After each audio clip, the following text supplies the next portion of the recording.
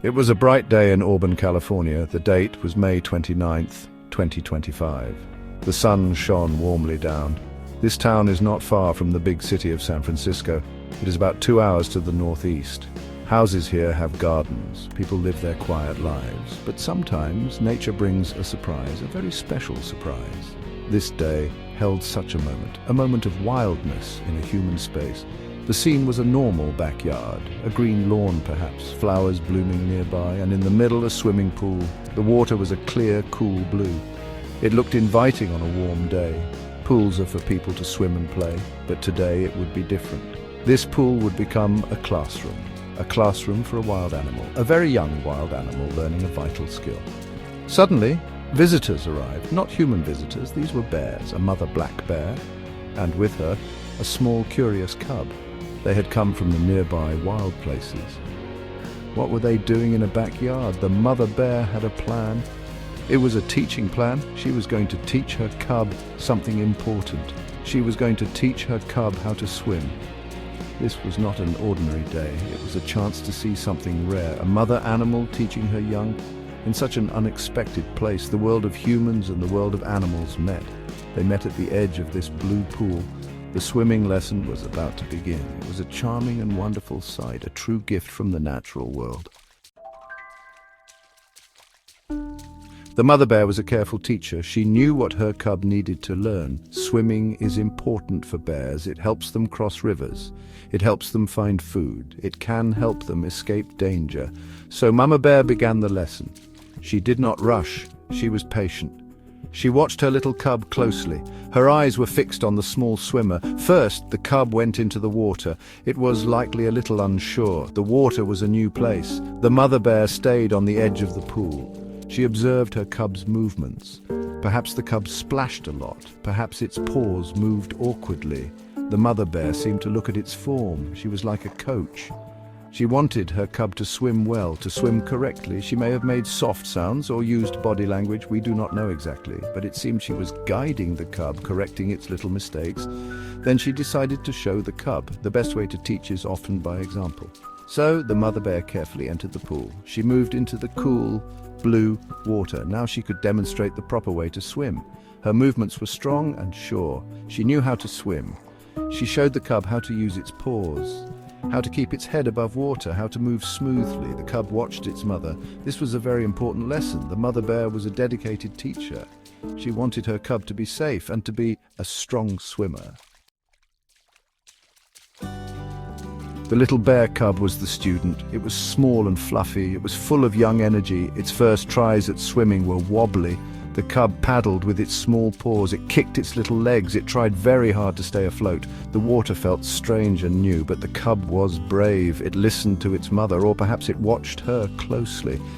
The cub's efforts were quite endearing. It splashed and struggled a bit, just like a human child learning to swim. It might have looked a little clumsy, but it was also determined. Each stroke was a step in learning. The mother bear provided support, maybe just by being there. Her presence gave the cub confidence. It knew it was not alone in this big pool. Imagine the scene. The big mother bear swimming calmly, the small cub paddling with all its might. Sometimes it might get tired, but the lesson continued. Learning to swim takes practice. The cub was getting that practice in a very unusual swimming spot. This pool was not a wild river, but it served the purpose well. It was a safe place to learn. The educational aspect was clear. This was survival school for a young bear. And it was also incredibly cute, the sight of a tiny bear learning such a big skill. It touches the heart. The cub was not just playing. It was learning to master its environment, one little splash at a time. Soon it would be a confident swimmer thanks to its mother. Someone was watching this amazing lesson. The person who lived in the house, they saw the bears in their pool. They must have been very surprised. It is not every day you see this. So they filmed the bears. They captured this special moment. The video showed the mother teaching her cub.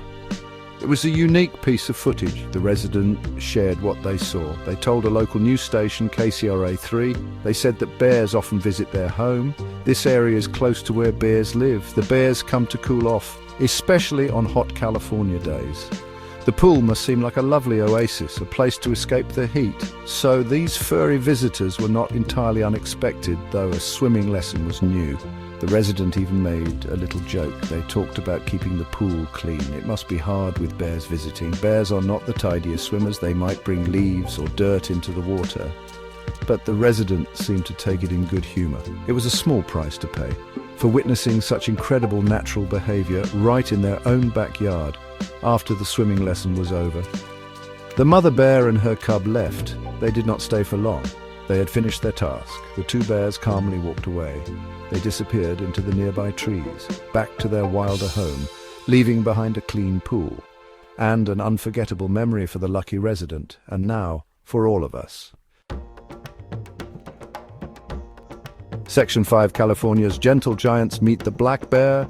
The bears in this story are black bears. These are common bears in North America. They are also found throughout much of California. They are magnificent animals. Usually they have black fur, but sometimes their fur can be brown or even a lighter cinnamon color.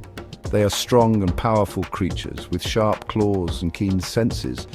Black bears are omnivores. This means they eat many different things. They eat plants like berries and nuts. They eat insects like ants and grubs. Sometimes they eat small animals too, or fish if they can catch them. They are adaptable eaters. This helps them survive in many places. They are generally shy animals. They prefer to avoid humans if possible. However, bears can change their behavior. If they get used to humans, they can become bolder. This is called habituation if they find food near humans easily, like in garbage cans or campsites. They can become food conditioned. This means they learn that humans equal food. This can lead to problems for both bears and people. It is important to respect their wild nature. The mother bear teaching her cub. This shows another side of them. It shows their intelligence. It shows their care for their young. Bear cubs stay with their mothers for about 2 years. During this time, they learn everything they need to survive on their own. The mother bear is a very important teacher. She passes on vital knowledge. Section 6, where bears roam habitats across the Golden State. Black bears live in many parts of California. The California Department of Fish and Wildlife tells us this. They have studied where bears live. There are more bears in some areas than others. The North Coast region has many bears. The Cascade Mountain region also has high numbers. These areas have plenty of forests and wild spaces for bears to thrive. But bears are not only in deep forests, they are very adaptable. They can live in different kinds of environments. They inhabit forests, as we know, but also grasslands. Even some desert areas can have bears if there is enough food and water. And importantly, they live in the urban-wildland interface. This is where towns and cities meet wildlands, like in Auburn, California. This is why we sometimes see bears in our neighborhoods or near our homes. Humans are building more homes in areas that were once only wild. So humans and bears are living closer together. Their habitats overlap. The bears are looking for food. They are looking for water. They are looking for safe places. Sometimes our backyards offer these things. This closeness can be wonderful, like seeing the mother bear and cub. But it also brings challenges. We need to understand bear behavior. We need to know how they live. This helps us to live alongside them, safely and respectfully. Knowing their habitats helps us predict when and where we might encounter them and how to be prepared. Section 7, Living with Neighbors, the Bearwise Approach. Because humans and bears live closer now, there are sometimes conflicts. These are called human-bear conflicts. Wildlife agencies are working to reduce these. They want people and bears to be safe. They advise residents to be bear-wise. Being bear-wise means understanding bears and taking steps to avoid problems. It is about being smart when living in bear country. The most important bear-wise tip is about food. Bears have an amazing sense of smell. They can smell food from very far away, so it is vital to secure food sources. This means keeping human food away from bears. Garbage cans should have tight lids. Pet food should not be left outside. Bird feeders can also attract bears, especially those with seeds or suet. If bears find food easily near homes, they will keep coming back. They learn that humans mean an easy meal. This is when they become habituated or food conditioned, as the California Department of Fish and Wildlife warns. A habituated bear is less afraid of people. A food-conditioned bear may become bolder. It might try to enter homes or cars. It might become destructive in its search for food. This is not safe for people, and it is not good for the bears either. A bear that causes problems may need to be trapped or moved, or even worse, it might be euthanized to protect public safety. So being bear-wise is very important. It helps keep bears wild, it helps keep them safe, and it helps keep our communities safe too. It's about responsible coexistence. Section 8. Encountering a bear, safety first always. What should you do if you meet a bear? The National Park Service gives good advice. These tips help keep you safe, and they help keep the bear safe too. The most important rule is simple: never ever feed a bear. Feeding bears makes them expect food from people. This leads to dangerous situations for everyone involved in these encounters. If you see a bear, stay calm. Do not scream or make sudden movements. Speak in a low, steady voice. This lets the bear know you are human and that you are not a threat. You can make yourself look larger. Raise your arms slowly or stand on something higher if safe. Do not approach the bear. Give it plenty of space to move away. If a bear is in your yard, stay inside your house. Make sure everyone is safe inside. Then you can try to scare it away. Make loud noises. Bang pots and pans together. Yell loudly. This usually encourages the bear to leave. It is especially important to be careful around cubs. Mother bears are very protective. Never get between a mother and her cubs. Do not try to touch or interact with cubs, even if they look cute and alone. The mother is almost certainly nearby. When hiking in bear country, travel in groups. Make noise as you walk. This alerts bears to your presence so they're not surprised. If you see a bear, pick up small children. Keep pets close on a leash. These steps help prevent negative encounters. Section 9. A shared world coexisting with wildlife. The mother bear teaching her cub to swim. This was a beautiful moment, a glimpse into the private world of animals. It reminds us that we share this planet with many amazing creatures, each with their own lives, their own families, their own needs. The backyard pool became a special place, a place of learning and connection, even if just for a short while. Such encounters fill us with wonder. They teach us about nature. They show us the intelligence of animals, the strong bond between a mother and her child, but they also remind us of our responsibility. We must respect wildlife. We must give them the space they need. We must learn to live alongside them in a way that is safe for all. Coexistence means understanding. It means being thoughtful about our actions, how we build our homes, how we manage our food and waste, how we behave when we are in their habitat or when they venture into ours. The Bearwise tips are part of this. They are tools for peaceful coexistence.